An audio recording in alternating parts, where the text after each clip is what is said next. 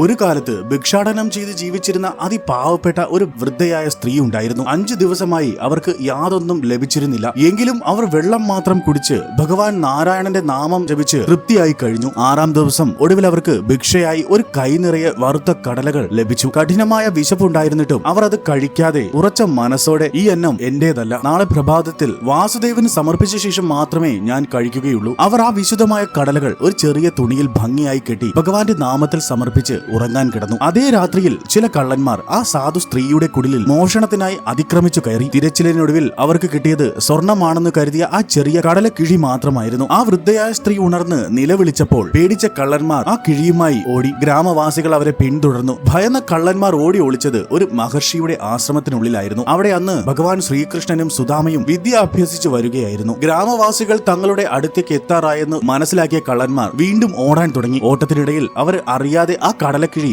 ആശ്രമത്തിൽ ഉപേക്ഷിച്ചു. പ്രഭാതത്തിൽ തന്റെ കടലക്കിഴി മോഷണം പോയതറിഞ്ഞ ആ വൃദ്ധയായ സാധു സ്ത്രീ ദേഷ്യവും ദുഃഖവും കാരണം ഹൃദയം തകർന്ന് ഉറക്കെ ശപിച്ചു. ഭഗവാന് പ്രസാദമായി സമർപ്പിക്കാനിരുന്ന ഈ കടലക്കിഴികൾ ആരാണോ എന്റെ സമ്മതമില്ലാതെ ഭക്ഷിക്കുന്നത് അവർ കഠിനമായ ദാരിദ്ര്യത്തിൽ അകപ്പെടട്ടെ, നിർധനരായി തീരട്ടെ. അതേസമയം പ്രഭാത കൃത്യങ്ങൾക്കായി ആശ്രമം വൃത്തിയാക്കുകയായിരുന്ന ആ മഹർഷിയുടെ പത്നിക്ക് ആ ചെറിയ കടലക്കിഴി ലഭിക്കുകയും അതവർ തുറന്നു നോക്കിയപ്പോൾ അതിൽ വറുത്ത കടലുകളുമായിരുന്നു. കൃഷ്ണനും സുദാമനും അപ്പോൾ തന്നെ വിറക് ശേഖരിക്കാൻ വേണ്ടി കാട്ടിലേക്ക് പോകാൻ ഒരുങ്ങുകയായിരുന്നു. വാത്സല്യത്തോടെ ആ ഗുരുവിന്റെ പത്നി ആ കടലക്കിഴി സുദാമനെ ഏൽപ്പിച്ചുകൊണ്ട് പറഞ്ഞു, പുത്രന്മാരെ, നിങ്ങൾ കാട്ടിൽ വിറകു ശേഖരിക്കാൻ പോവുകയല്ലേ? ആ സമയം നിങ്ങൾക്ക് തീർച്ചയായും വിശക്കും. അപ്പോൾ നിങ്ങൾ ഇത് തുല്യമായി പങ്കിട്ട് കഴിക്കുക. ജന്മനാ ആത്മീയ ജ്ഞാനിയായിരുന്ന സുദാമാവ് ആ നിമിഷം തന്നെ ആ കിഴിയുടെ പിന്നിലെ ശാപത്തിന്റെ മറഞ്ഞിരിക്കുന്ന സത്യം തന്റെ ദിവ്യ ദൃഷ്ടിയിൽ മനസ്സിലാക്കി. ഗുരുമാതാവിന്റെ വാക്കും ശാപത്തിന്റെ ഭീകരതയും അദ്ദേഹത്തെ ഒരു നിമിഷം ചിന്തിപ്പിച്ചു. സുദാമാവ് മനസ്സിൽ ഉറപ്പിച്ചു, ഗുരുമാതാവ് തുല്യമായി പങ്കിടാനാണ് ആവശ്യപ്പെട്ടത്. എന്നാൽ ലോകത്തെ മുഴുവൻ താങ്ങി നിർത്തുന്ന എന്റെ പ്രിയപ്പെട്ട കൃഷ്ണന് ഈ ശാപം ഒരൽപ്പം പോലും ഏൽക്കാൻ ഞാൻ സമ്മതിക്കുകയില്ല. ഒരു കടലയെങ്കിലും കൃഷ്ണൻ കഴിച്ചാൽ ഈ പ്രപഞ്ചം മുഴുവൻ ദാരിദ്ര്യത്തിന്റെ പിടിയിലാകും. അത് സംഭവിക്കാൻ പാടില്ല. എന്റെ നാഥന് വേണ്ടി ഞാനിത് സ്വയം ഏറ്റെടുക്കും. ആ തീരുമാനത്തോടെ അഗാധമായ സ്നേഹത്താലും പരമമായ ഭക്തിയിലും സുദാമാവ് ആ കടലകൾ